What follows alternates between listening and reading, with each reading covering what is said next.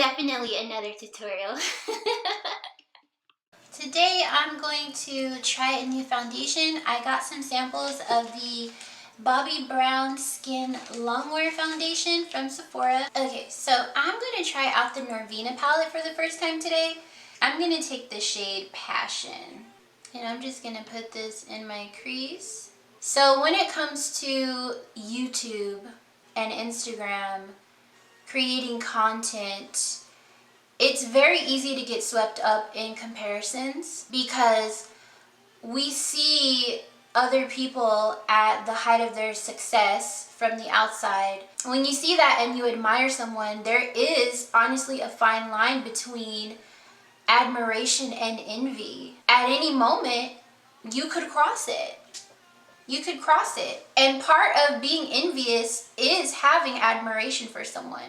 So ways that I personally have avoided becoming envious of people is trying to be genuinely happy for them. I know that that sounds kind of mushy and corny, but it's true.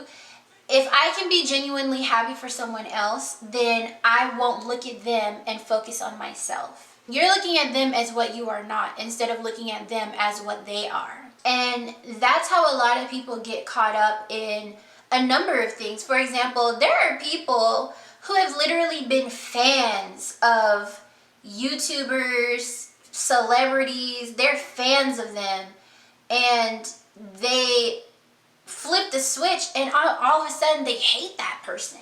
They're mad at that person. They don't like that person. And it's just like, is it that you don't like who they are, or are you envious of the fact that they have something you don't and they're doing something with it that you probably wouldn't do? But if you're one of those people who finds themselves feeling envious of another person, a lot of people used to tell me, you know, you cannot compare yourself to other people. To a certain extent, that is absolutely true. You really can't constantly compare yourself to other people, but the reality is the line that gets crossed between admiration and envy is comparison. That is the line, and you don't want to cross the line. You don't really want to walk the line either, but you definitely don't want to cross the line. Comparisons are absolutely natural. It's something that happens organically, but you have to have control over it. So people used to tell me, you can't compare yourself to others because you're not them and they're not you and all this other stuff. And that's true.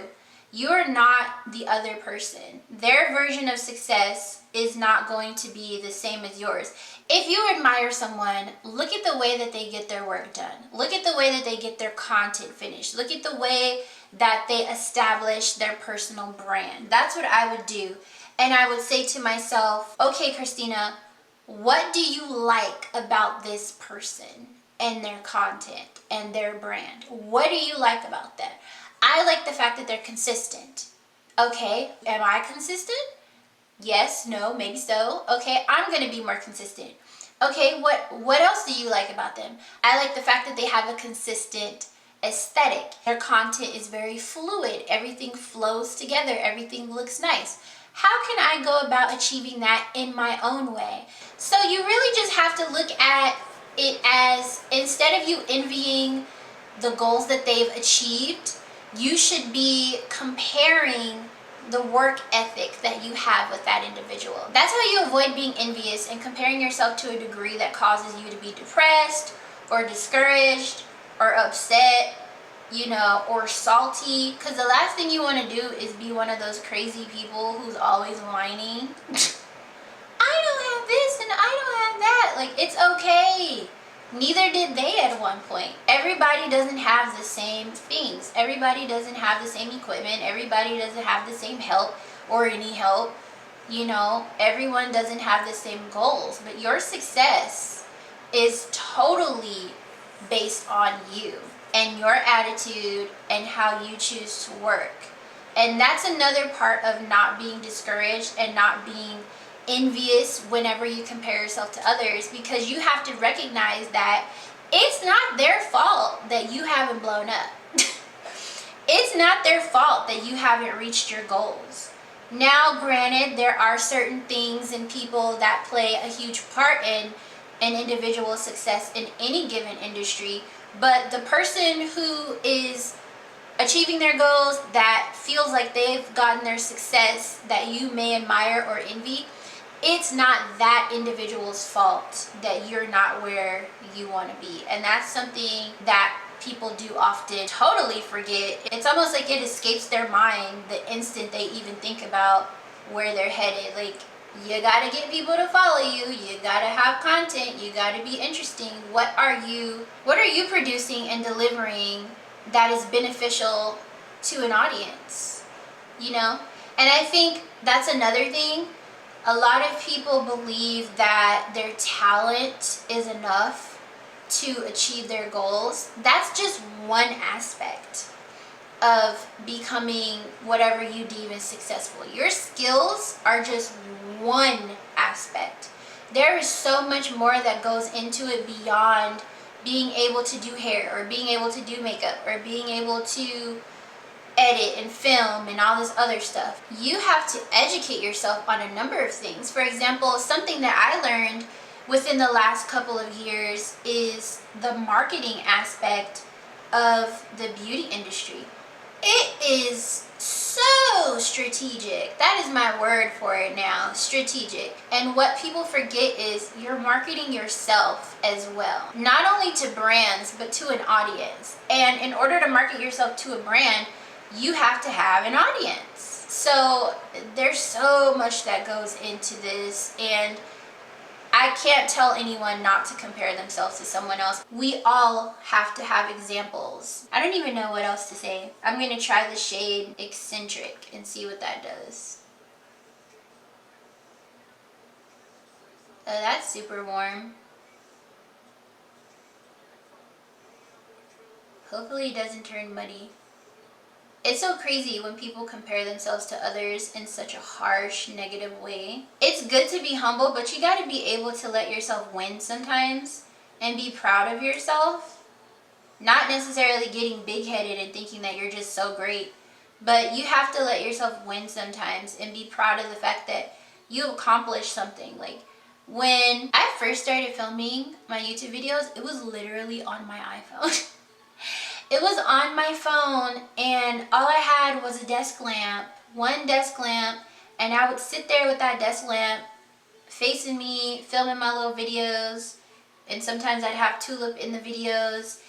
And I'm grateful that I was proud of myself. I didn't allow myself to think that just because I didn't have what everyone else had or what everyone else appeared to have, that I could not achieve my goals, that I could not accomplish good quality content, you know, that I was incapable of doing something cool with my iPhone and my desk lamp. You know, you can achieve the same things that other people accomplish with what you got. And that's part of educating yourself and part of knowing just why certain things work for certain people. And it's also why I like to share so much information with everyone, because I feel like there's a lot of things that go over people's heads. Not to say that anyone is stupid or anything, but it's just certain things that you probably wouldn't think about unless you were looking for it. Yeah, I'm gonna do a cut crease. For example, a lot of content creators will preach that in order to be successful, you have to produce good content and be consistent, but not very many people actually sit down and talk about how to make good content, how to be consistent. I love the YouTubers on here who make the videos for people who have cameras and iPhones and things and teach like that, but their videos be long in a mug. I'm not even gonna lie, like, I wouldn't lie anyway, but you know, their videos be long and don't nobody want to sit through that. Like, it's mostly because they don't get to the point, honestly. They don't get to the point. And I know that somewhere, someone will appreciate me sharing some of these things, you know. And that's another thing when it comes to comparing yourself to others, because it can work the opposite way. Sometimes people compare themselves to smaller influencers, believe it or not. And I know that seems pretty far-fetched, and it seems like nearly impossible. Like, why would they compare themselves to me? They have millions of followers, they have thousands of followers, you know, I don't have anything. But they might look at you and be like, wow, she's so genuine. Okay, I just got a phone call for like a job, and I'm so happy. I totally forgot what I was talking about.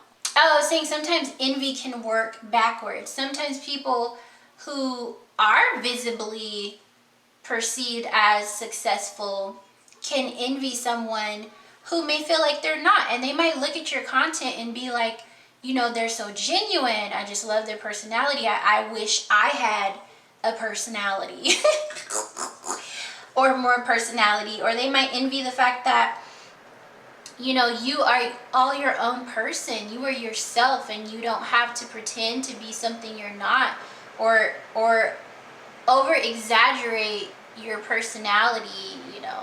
And I think that that's something important to keep in mind. Not so anyone gets big-headed or anything, but just so you understand, you know, envy works both ways, and everything isn't as it appears. And overall, just work at your best. Ask questions and reach out to people who can help you better succeed. Be open to criticism, you know. It's not always going to be nice. And sometimes when it is nice, it's not at all what you expected or even wanted to hear. Be ready, you know. Be ready, do your best. Try not to overthink things or overlook things. Really keep in mind that if this is something you love and enjoy, nothing is going to stop you from enjoying it. Nothing is going to stop you from continuing to create content. I've been on YouTube since 2009. I started off with nail videos, and then I started doing, what did I start doing? Oh, then I started doing singing videos, then I started doing makeup videos. So if you really enjoy this, allow yourself to enjoy it. Don't let another person's circumstances or success define your own. And have fun! Have fun! Because it is really easy to get lost in the sauce of it all. I am surprised at how beautiful this look turned out with this palette. These are the colors that I use, by the way. I feel like I should tell you guys. Can you see that? So these three, this shade, and these two up here. Those are the shades that I used on my eyes today. It looks really, really pretty. Comment down below. Share some advice for someone who might be struggling with this, comparing themselves to others. Let's make a conversation. So what I'm going to do is I'm going to take my samples. These obviously came from two totally different Sephoras. They honestly look the same. I want to scrape this out, but I don't want to waste it. So I'm going to take the end of my brush and I'm just going to scrape the lid. It smells minty. That's interesting. I didn't read the claims of this foundation at all, but I saw Aisha Haram wearing it. She wears it quite a bit, and she was saying how good it is and how much she loves it. So I was like, you know what? I compared myself to her and I said, she has gorgeous skin. My goal is to have gorgeous skin, whatever that is for my face. So I'm going to try this because so far her recommendations that I have tried have not failed me. I've said it once and I'll say it again and again and again. Before you buy anything, before you spend your coins on anything, get a sample. I don't care if you are the richest person in the world. Nothing is more annoying than wasting your money. I'm going to take my Thrive Cosmetics brush. This is a bronzer brush. They had a foundation brush. I don't know what they did with it, but I'm going to take this and press it in. Yeah, it smells really nice.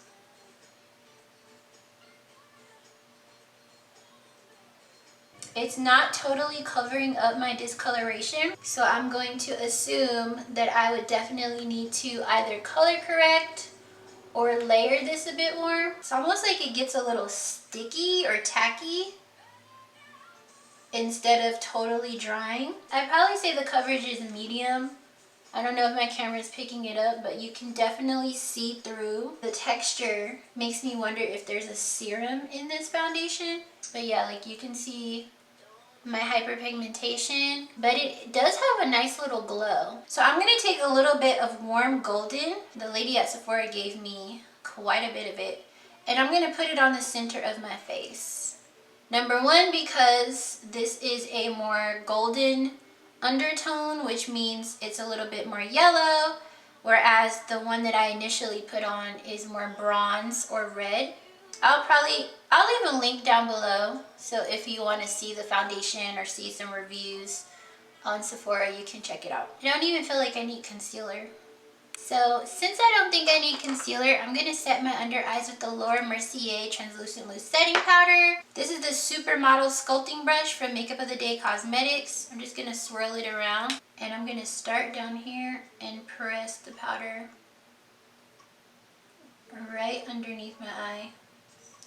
Now, I do like Mercier powder, but I can say that if you're someone who has fine lines or heavy creasing, this is not the powder for you, only because it's so finely milled that it won't really hold on if you wear heavy makeup. I'm going to take my finishing powder. This is the MAC Mineralized Skin Finish, and I'm going to take my Lancome Dual Finish Foundation Powder.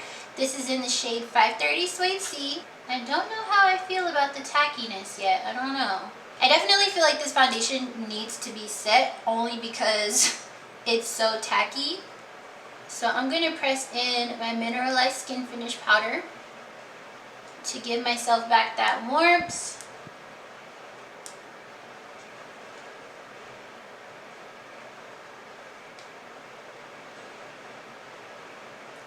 So I'm going to take my Hard Candy blush. I definitely don't mind wearing a little too much blush because it rubs off anyway. I'm going to take this Starlux eyeliner. This is in the shade Black.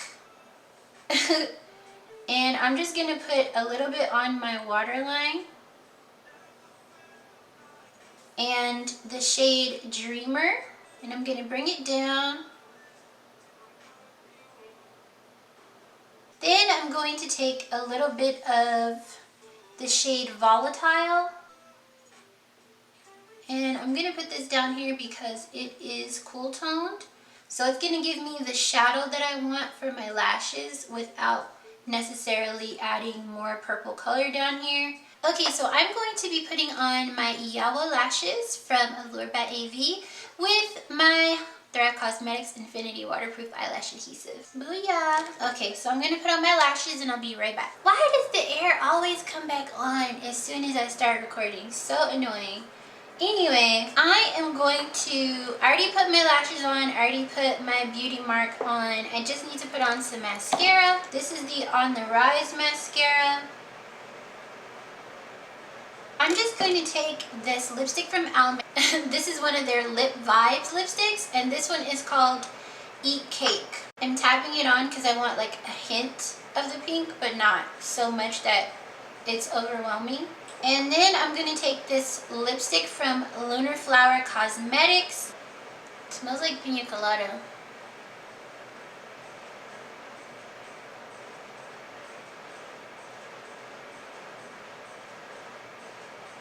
So it is now 2:44. That's my head with an orange on it. It's 2:44, so I'm gonna wear this foundation for a couple of hours, go outside, walk around, blah blah blah, and I'll be back to let you guys know what I think about it. Okay, so I am back, you guys. It is now 8:53. Yeah, it's 8:53. I think I said I had it on at 3 o'clock, so I want to say I've had it on for... Why does the air always come on when I'm filming? Okay, so I want to say that I've had it on for like at least 5 hours, if I'm not mistaken. But this is how the foundation looks. Let me get a little closer. This is how it's looking.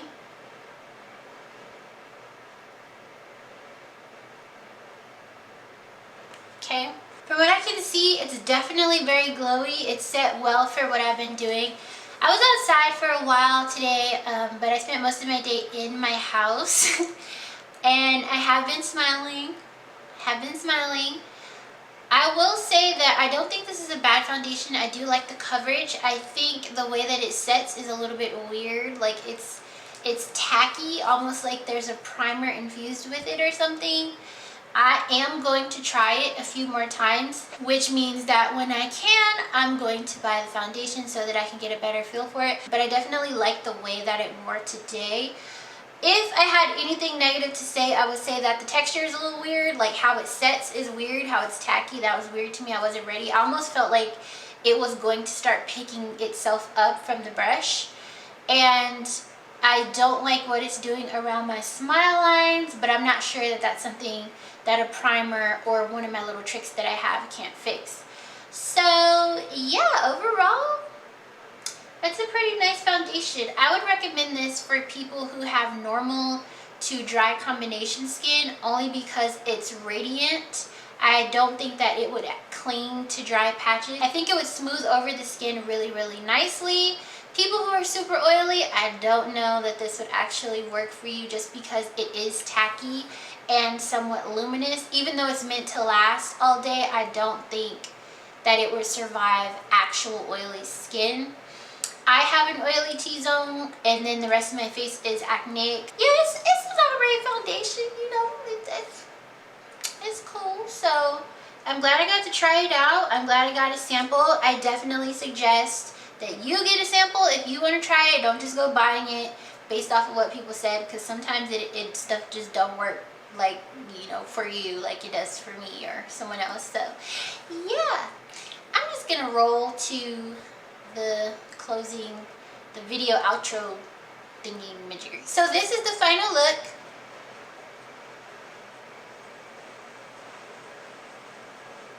I hope that you guys learned something from this video. Let me know if you've tried this foundation before, if it sucked, if you loved it. You know, if you're gonna try it, tell me. Don't forget to like this video and share with your homies, Facebook, Pinterest, and Twitter, and Instagram if you really love me. And I will see you guys in the next video. You can subscribe right here, and you can watch the next video right here.